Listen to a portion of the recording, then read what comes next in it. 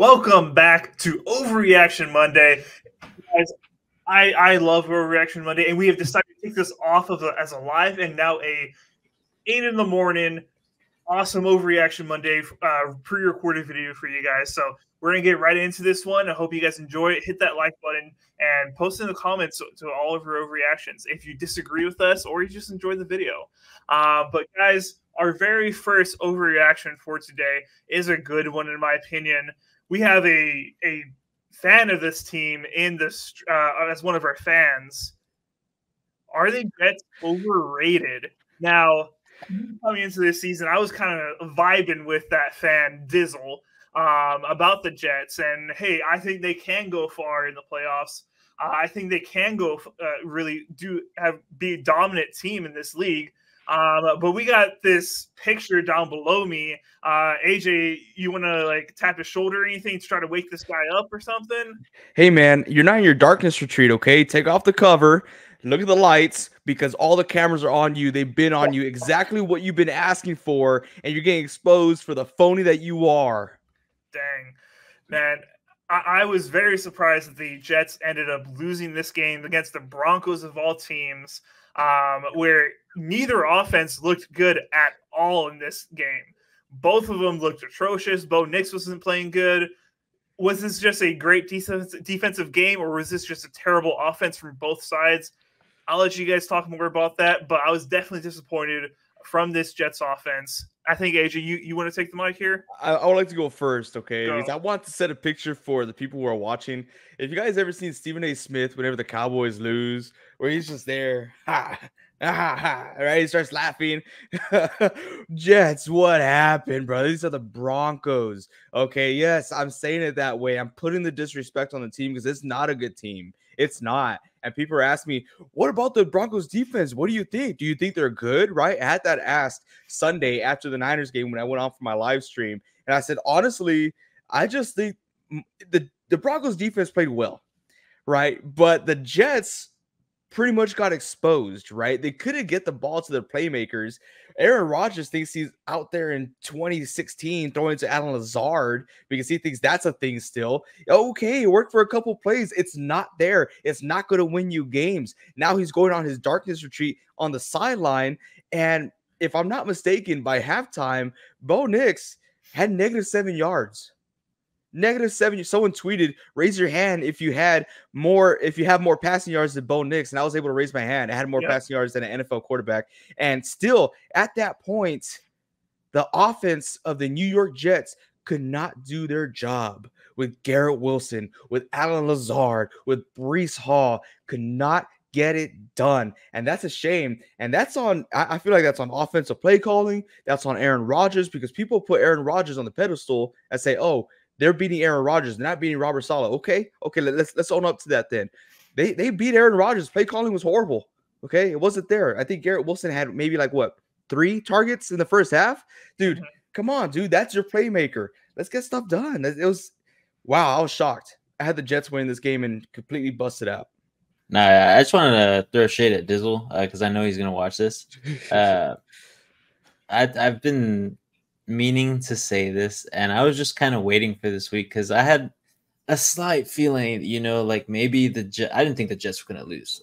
That was not in my mind. I thought the Jets were going to win, but I thought it was going to be a narrow win. I was skeptical about picking the Jets with that 8 in favor for them, the 8 points, just because I was like the Seahawks played against this Broncos team week 1. The defense played a little bit better.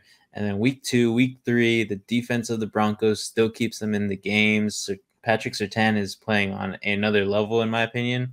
And that defensive line is actually getting to the quarterback for the Denver Broncos. But yeah, man, just like AJ said, this offensive line for the Jets was just horrendous. Play calling was horrendous. I mean, Breece Hall needs to be utilized at least 20 touches a game. I don't care if you're down against the Denver Broncos like they were. You need to get that guy the ball. He needs to establish the run.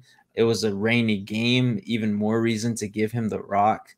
Don't be passing it with Aaron Rodgers. But Aaron Rodgers, is Aaron Rodgers. He demands the ball in his hands. He doesn't want to be handing the ball off 20 times a game. He wants to be the playmaker. And that's what is going to be the downfall of the Jets. Their defense played, I guess, all right, too. I would have expected a little bit more turnovers from the Jets, but Dizzle, I'm not riding with the Jets this year anymore. I'm going against the spread for the Jets on every single game going for the rest of the season. Wow. So I am also on y'all's train of I am going to be selling on the Jets stock that I had.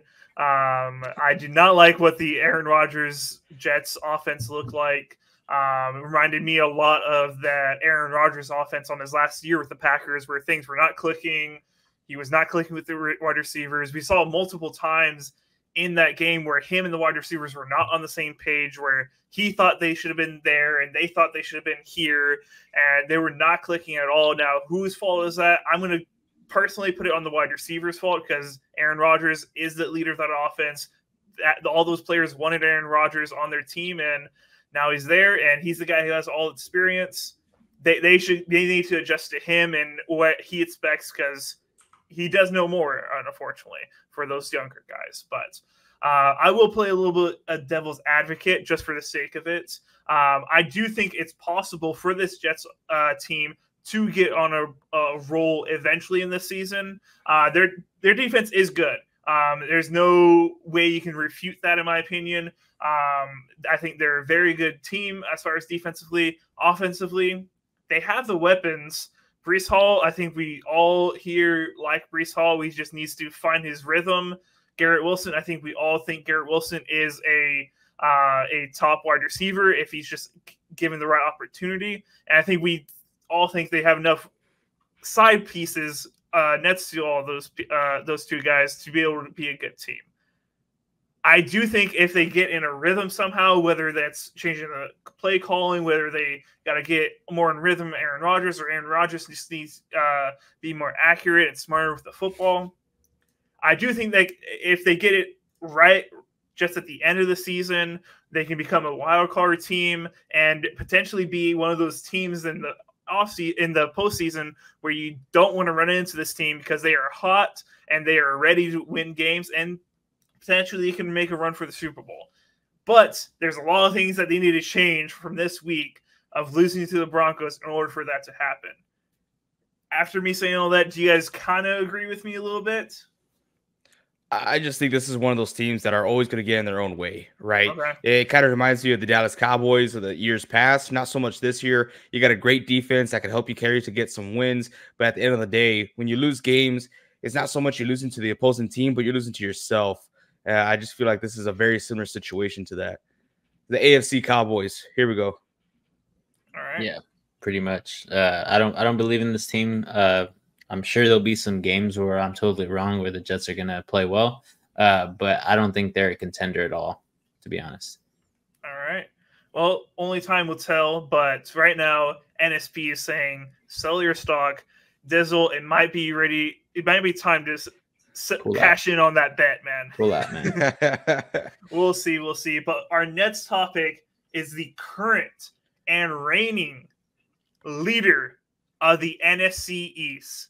The Commanders are currently 3-1 on top of their division, above the Cowboys, above the Eagles, obviously above the Giants. Jaden Daniels has proven all the doubters wrong in a commanding win on this past Sunday, 42-14 against the Cardinals. I'm so glad I picked the Commanders against the spread there. That was genius of me. But Jaden Daniels has been looking great this season. Just to break down some stats for you guys, he's been over 70% completion rate in all 4 of his games, with last week being 91% completion rate, and this past week 86 completion rate. Insane stats. He had 233 passing yards this game, a touchdown, and he threw his first interception against the Cardinals this week. But Jaden Daniels has been playing incredible. Those are just his passing stats. He has also rushing touchdowns to go along with those, rushing yards to go along with those. He's been playing incredible. This team is looking like they can be a real threat, even in the entire NFC ecosystem. I can't wait to see them more and more weeks to see if they actually contend against some of these other big dogs out there. But the question is for all you guys, can the Commanders actually come out on top of the NFC East this year? I mean, what do we say in the offseason, right? We wouldn't be surprised. I felt like Vince and I said this a lot in the offseason that we wouldn't be surprised if someone the name of Jaden Daniels wins Offensive Rookie of the Year, right? I feel like he had the greatest opportunity to do so. You have the Eagles who just pissed their pants in front of Tampa Bay. You have the Cowboys who are still playing patty cake with the Giants. And you have the Washington Commanders taking command over here. Okay, game 1, game 2, it was like when you get a brand new game, right? That you can't figure out the sensitivity. You're too fast and you're too slow. I feel like they got things clicking. They got it clicking last week. This week, I was like, okay, we'll see if it's a make or break, if these guys are legit or not. And they completely embarrassed the Arizona Cardinals. It wasn't just a beat down. They embarrassed them. They're dead. Those birds are cooked. I'm super excited because the Niners play them next week. But also, in a way, I'm a little nervous. I'm a little scared because of the way these guys are beating these guys, these opposing teams. Cliff Kingsbury came out and said, "F you, Arizona. You're gonna, I'm coming back. And I'm gonna let you know you got what you guys did, what the Redskins did to Kyle Shanahan and his dad because of RG3. You guys did to me because of Kyler Murray, and I'm coming back to show you guys that it was a quarterback all along and not myself. Okay, y'all made the wrong choice here, and that just shows to prove, like, holy crap, man! I think it shows more that Kyler Murray ain't it. All right. Yeah, man, for sure. Yeah, AJ and I had talked about Jaden Daniels, of course, possibly being the Rookie of the Year. It's looking like it. I mean, 82% accuracy is insane for his completion percentage. Through 3 games, he's broken a lot of, or surmounted a lot of other greats who are on their way to being Hall of Famers, if not there already. So it's pretty cool to see this. I'm happy for the kid, happy for the Commanders. They finally found their franchise guy, most likely. But when you look back at some of the games that they've played, Tampa Bay, he didn't have his best game, but he did phenomenal on the ground. And then, of course, the Giants in Cincinnati, he played well. And, of course, today I feel like was his best game. He was very clean. Of course, that early interception, but after that, he was as clean as could be. I remember seeing stats on both games in Cincinnati and Arizona. He's like 14 for 16, 18 for 20. Like, this guy is just super accurate. It's insane. So I think they found a gem there, and I think Jaden Daniels is going to pretty much bring them to what AJ's question is here, to win the NFC East. They should be there. They should have a solidified playoff spot. The Cowboys are not going to get things rolling. They have injuries. They have drama. They have guys, playing for new contracts and already getting those new contracts this past year. It's just not looking good for the Cowboys. I think they're the only ones that can possibly, surmount the Commanders. I don't even think the Eagles, because, of course, injuries are just killing them as well. So I think I would take the Commanders here to win the NFC East as of so far. Their schedule's pretty easy. They'll have their toughest matchup in Week 6 against Baltimore. So, all right. In my opinion, I'm also going to jump on the Commanders train here and say that they have a very good chance of winning their division. In my opinion, I think when the Eagles can challenge them, if they can get their offensive pieces back on the playing field, I think they can, maybe get things rolling again for the Eagles. But it's pretty incredible. The Commanders, after 1 year of lifting the curse of Daniel Snyder, their owner, and now they are in the promised land already, just after 1 year getting rid of their owner. Very, very cool. I very much hope Jaden Daniels is able to do this for many weeks to come, because watching him is electrifying. He's already the greatest quarterback in Commanders franchise history. Yep. The greatest that they've ever had. Dude, McLaurin loves this guy. I know for a fact. He's like, this is the best quarterback I've ever played for. Finally got a guy that's going to last me more than 1 year. Exactly. My career's not over. It's back. It's about to get but you know what else is not contract, over? What? as an honorary fan of this club, I think we do have to acknowledge, not putting you on the spot here, Reed. Well, Okay, as an honorary fan, how about them Vikings, dude? Skull. oh my God. Skull. Here, so Sam Darnold comes out here and he looks great for the most part. Looks great in the very beginning. Their defense looks top notch for the most part in the very beginning, and they're firing in all cylinders. You got Jordan Addison back. You got Justin Jefferson back. These guys look tight, dude. And I mean, what can I say? I said that the Vikings were going to be in the running to win this division, and here they come. They come out. They take out Lambeau. All right, I get what you want to say. Oh, Packers, they came back towards the end. I'm not looking at that. Okay, I think the Vikings are legit and they're coming to play. Reed, what do you got to say, dude? All right, so I will give a little bit to the Vikings. All right, let me explain myself. All right, listen, they are much better than I thought they were going to be going to this season. 100%, I was wrong about them. I thought they were going to be at the very bottom of the division, at best winning 4 games, maybe 5. That's what I thought about the Vikings. They have completely proven me wrong. Sam Darnold has surpassed all of my expectations for him. I'm very, very happy for him. But now I have to start hating him because he's looking like he's going to be the franchise quarterback, and now I have to hate him. So I hate you, Sam Darnold. But yeah, in my opinion, it's just my opinion. Okay. If we didn't lose those field goals, we would have won those. Oh, we would have won that game. No, don't give me that. If we would don't no. The points were there. We didn't capitalize. If we would have hit those field goals, we won that game. You are the last person to be talking about missed field goals and winning games. The Packers are the last franchise to ever talk about missing field goals and winning games. This is the Niners storybook here, okay? No one gave me slack last week. No one gave me slack 2 weeks ago. No one gave me slack for the Super Bowl loss against Kansas City, where we could have won each of those games if Jake freaking Moody makes one of those field goals. So don't give me that about making field goals. We're not cutting any slack here, okay? We're holding special teams to the same account that we're holding offense, defense, and all the coaching situations here. We're going to hold them up to that account, okay? Rookie or not. Jake Moody was a rookie last year.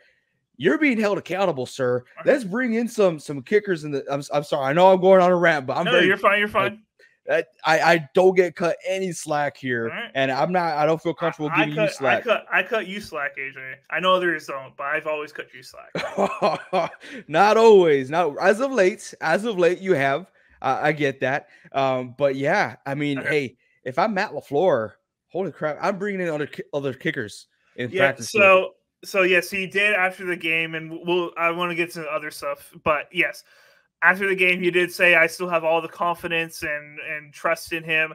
I don't believe that he really believes that. I think he's trying to cover his ass because of last year, what happened, of him saying when I forget his name already. Thank God I forgot his name. But whenever our kicker last year, every time he went out to the field, he said he would pray. And the media blew that out of freaking proportion. So I think he's just learned and not going to do that to him. And they're 100% looking, I would hope, for a new kicker, but only time will tell.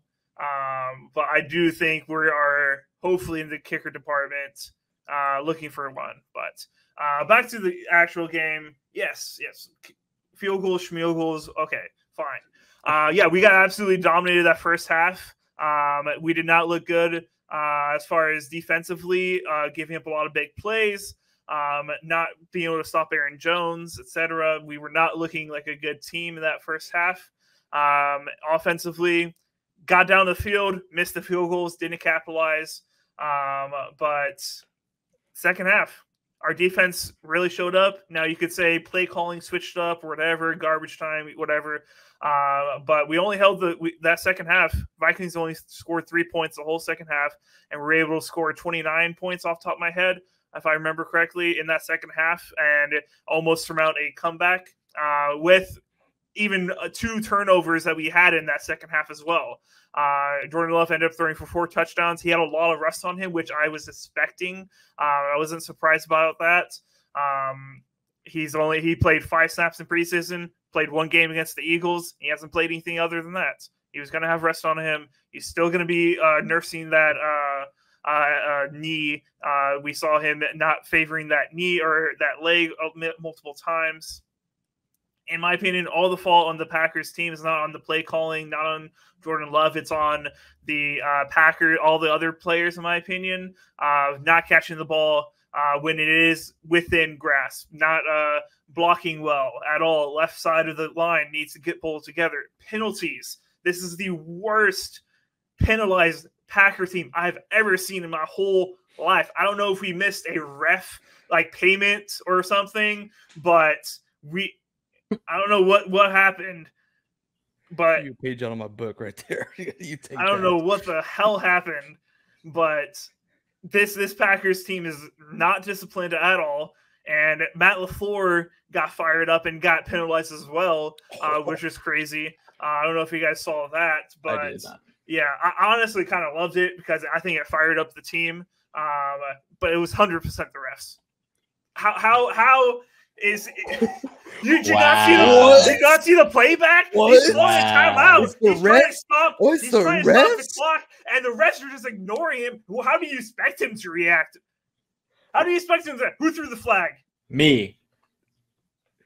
Oh my gosh. I'm intervening here. I'm on the intercom. I'm the ref of NSP currently because, oh my gosh, this guy is saying flags is the reason we lost when we've been talking. Flags are not the reason we lost. Self-inflicted wounds. Yeah. Go ahead. Okay. Flags change everything in the game. So I know because the Seahawks are also a highly penalized team. But if we're going to talk about flags here and outcomes of games because of flags, not saying it's the ultimate reason, but another team that's, benefiting off of flags, Reed, the Kansas City Chiefs, right? Is that a factor? Are the flags that the refs throw a factor in these games? Does it turn the table? Everybody has flags for them and against them. Packers are currently way in the negative of flags. No, you can't just say, "Oh, flags are thrown for and against teams," but the Packers. I'm not blaming the refs here, other than that one Matt LaFleur thing. It kind of sounds like the game was heavily swayed a certain way. It was not heavily swayed, but we were hurting ourselves every time we had a chance to go forward. Okay, yeah. Okay. I can say that for sure, yeah. I mean, the offense is horrendous with those flags, and then you guys had a couple of defensive flags, I think, too. Yes. But I'll talk a little bit about the Vikings here. Okay. I think their toughest stretch is just around the corner. So, yeah, they're 4-0 right now. Yeah, me and AJ knew they were going to beat the Packers for some odd reason. We kind of knew that they were going to win. I thought it was because of Aaron Jones, but I mean, it was because of Sam Darnold.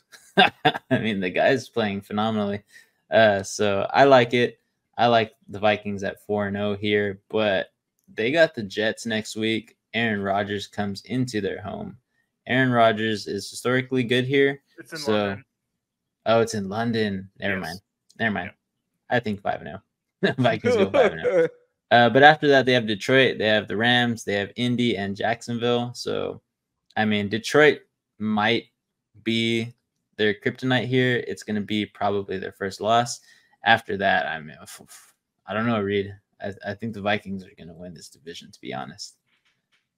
Their matchups are heavily in their favor, I'll say. Let me ask you something, Reed. Okay. With the way this season is going out so far, I know the season is super young, right? Very young. But the Packers, where do you stand on the Packers? Do you have them winning the division? Do you have them making the playoffs? I would be surprised at this point if sitting 2-2. I think a lot of stuff would have to go in our favor for us to win the division. I think the Lions are still 2-1, if I'm correct, and they may go 3-1 Nets on tonight, Monday Night Football. That we'll be live streaming. We'll see. I don't know yet. but I would be surprised if we were to win the division. I would be extremely happy, but I would be currently surprised. As far as making the playoffs, I do think we make the playoffs. I do think this Packers team is very, very good. Offensively, we're currently struggling a little bit. We found our rhythm at the end of it. But I do think, just like last year, struggling in the first bit, we found ourselves in the second half of the season, and we're going to start clicking like crazy, in my opinion, offensively. Defensively, some things we got to clean up, but I do think this is a much improved defense compared to last year. Xavier McKinsey, dude's absolutely incredible. 4 interceptions, 4 games, keeping the streak alive right now. Jair being down was a huge thing against these Vikings wide receivers. So getting him back and Valentine, his backup, who was also down, would be huge for us. But I very much like this Packers team. We got to figure out the kicking situation, though, because we ain't going to be winning many games if we're just missing field goals left and right, especially within 50, but I'm still believing in this Packers team. I still think we can make the playoffs and go on a run. Not as high on them as it was at the beginning of the year, obviously, because of how these games have gone. But I still think the Packers are a good team. I'm not hitting the emergency button at all. If we got just like 40-0 in that game and that's how it ended, I would be very worried. But we ended up fighting back at the end of it and almost coming out with a win. I still feel good about the Packers. All right. Not bad. And it's Xavier McKinney, Reed. He's your best player, but you got to remember his name. I did. It said Xavier McKinney. You said McKenzie. Okay, my bad. No, yeah. Right. But I definitely think the Packers could possibly come back. It just depends on how they play in these next few weeks. Yeah. We're 2-2. No, yeah. I'm saying to win the division. Oh, yeah, for sure. Yeah, there's a possibility. We're 2-2. We lost closely to the Eagles. We lost closely to the Vikings. I still believe in this team. If we got dominated by the Eagles and dominated by the Vikings the whole game, then obviously I was hitting the emergency button. But these have been close games. The Bears are 2-2. Bears are 2-2. They've looked really bad in some games. That defense is great. Defense is very scary. Offensively, they're finding their rhythm, but I'm not sold on that offense at all. Yeah. Cool. Yeah, I'll end it by saying, just like I did 2 years ago about the Vikings, they're not as good as you think. Not as good as you think. Gosh. All right, so we got one more topic before we end off this Overreaction Monday, and that's this Sunday night game that just happened. Are the Ravens back on track, or the Bills just made them look good this Sunday? But AJ, I'll let you take this one. Well, I feel like the Ravens got a head start here, and they just never looked back, right? The Bills' defense looked horrendous against the run. They just really didn't have any answer for Derrick Henry. You saw a lot of great blocking from the Baltimore Ravens. You saw a lot of scrambles from Lamar Jackson. I think it all looked great. Offensively for the Bills, they couldn't keep up like the Ravens did, right? They didn't establish a run game. They wanted to establish that pass-heavy theme like they're normally known for, but they couldn't get anything going, right? Khalil Shakir did as much as he could. Keon Coleman, a couple of drop passes, didn't look bad at all, but I feel like getting your playmakers involved, which in this offense, you think about playmakers, you think Josh Allen, and I'm thinking James Cook here. I didn't think he was as involved as he should be. He was involved in the run game, but not really in the passing game, which a lot of times I felt like if you waited just half a second left, you could break down and see James Cook. There's so many times, mainly because I have him in fantasy football, where I'm just staring at the screen. I'm just like, dude, pass it to him. Pass it to him. He has good yak yards, right? You give him the ball, he'll get an extra 2 to 3 yards. You just chop on that block. I feel like they're just trying to hit that home run every single play, and that's what Josh Allen does. But in this game against this defense, which looked really good, like how it did last year, the Baltimore Ravens are no joke, and you can't be aiming for that home run every single time. I just think they got to take a step back, take it slow, offensive play calling, just march down the field, okay? You're not going to get there in 3 plays all the time. That was my biggest issue with the Bills, but Ravens are starting to click. They're starting to look good. I think they found themselves, and the Bills got humbled. All right, Vincent? Yeah, to be honest, it's much of the same thing. Derrick Henry established himself, and the Bills kind of just got stunned. I mean, I can't really say much more than what AJ said. The Bills are still a great team, don't get me wrong. It's just when they get in that situation to where they are down, it's very tough for them to kind of crawl their way back up, especially with going against a good defense like the Ravens. Yes, they lost their coach to us, of course, the Seahawks, but they still have a lot of pieces there. Their safeties played very well today. And for some reason, I mean, Josh Allen just wasn't playing with what he was given. Like AJ said, a lot of passes could have been made across the middle, a lot of passes for just those dink and dunk yards to get down the field. But he's always looking downfield. Josh Allen is just a guy who wants to sling it. He's got the arm, he's got the legs. If it's not downfield, he's running it, and it just gets him into trouble. The linebackers and the defensive ends here for Baltimore just got to him, made him struggle. He just had to make some quicker decisions, and it wasn't in their favor this game. So I think the Bills will be fine. Ravens looking pretty scary right now. They're kind of rolling a little bit with Derrick Henry. Yeah, I'm not too worried about the Bills. I think they will find themselves in that game. But Ravens, they played the football. They played the game how they wanted to. They got it out early, scored early, and got to play their offense how they wanted to the entire game because of that. They got to run the ball because they had the lead. And they were able to play their style of football with Derrick Henry, Lamar Jackson running the ball, not having to do all these passing plays and rely on Lamar Jackson's arm. We know that's how the Ravens win games. So I do think they're going to continue to play well. That defense had probably their best showing against the Bills this week, and when they haven't looked all that great compared to how they looked like last year. So as long as this Ravens defense is able to continue playing well, like they did this past game, I think they can continue winning games here in the future. But it really just comes down to, are they able to get the lead early and play the game how they want to? And if the defense is going to keep them,